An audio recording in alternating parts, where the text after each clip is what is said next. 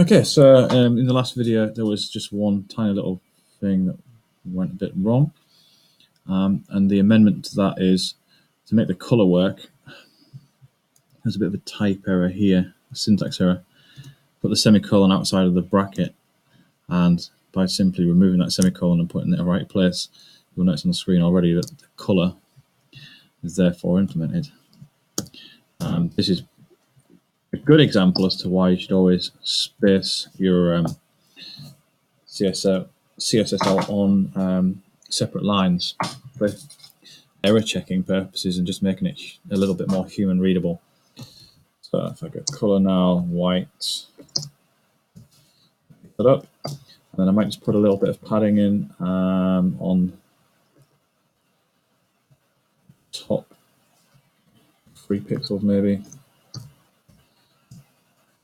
and then the same on the bottom. And that just a little bit of sort of space inside the box. I might also tell it that I wouldn't like any kind of margin. It will then cause the image and the box to sort of butt up together a little bit. You probably might be getting a bit of margin on the image too.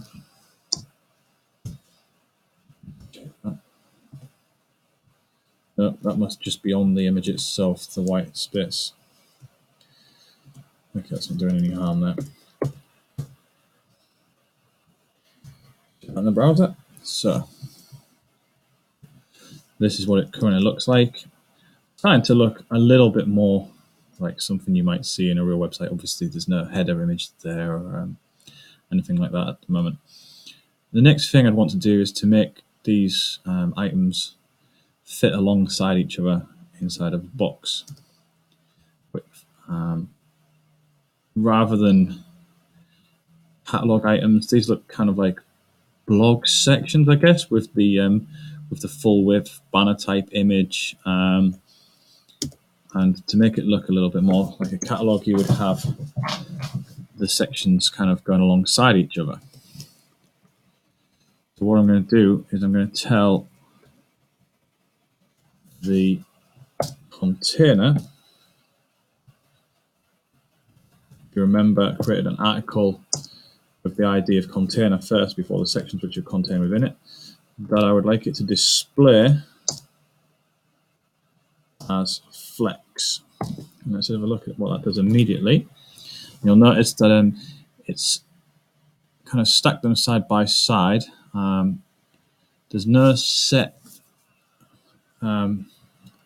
it kind of crams them in there basically. The next thing I want to do is tell it that with flex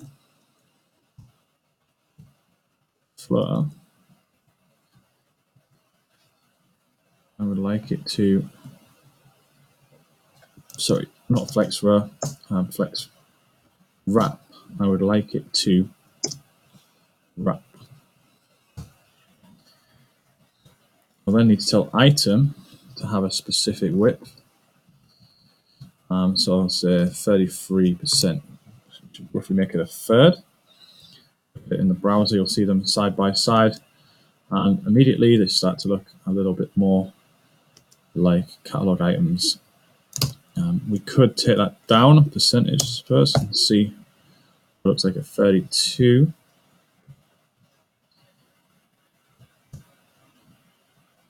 And you would maybe want to put a little bit of color on the item itself as well.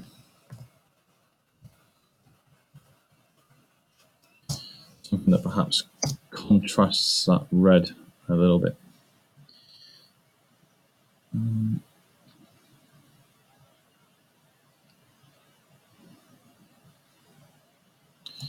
Well, it is Christmas. Maybe a touch of apple green to make it nice and garish.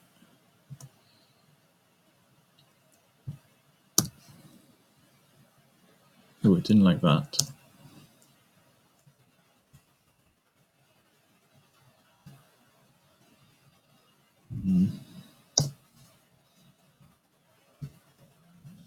Again, I'll just put this on separate lines.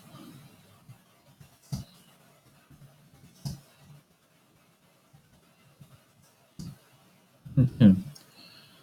Doesn't like that line to be like that, which is very strange.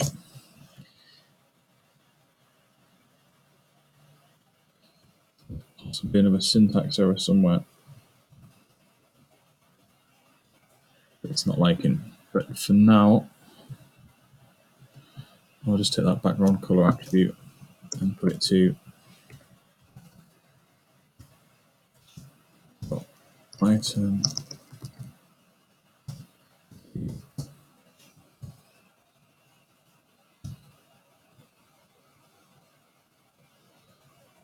I think it needs to. There we go. Just see what it's doing in terms of item. Yep. Oh, very strange. I'll just put that down to the fact that I'm running with 2017, which is certainly a little bit buggy at this moment in time. And you can just see the green line above suggests that there is still a bit of margin in there appearing. Maybe address that a little bit later on. It's probably about 3 pixels or so. And so the difference between padding and margin is padding is added within the box. So we added padding to the H2, and margin is something that comes between the two elements. We've tried to get rid of the margin between the image and the H2. So it's going to be a bit of a challenge to get rid of it because there shouldn't really be any margin. But CSS can sometimes be a little bit complex to debug in that respect. Things that always behave as you'd maybe think they logically would.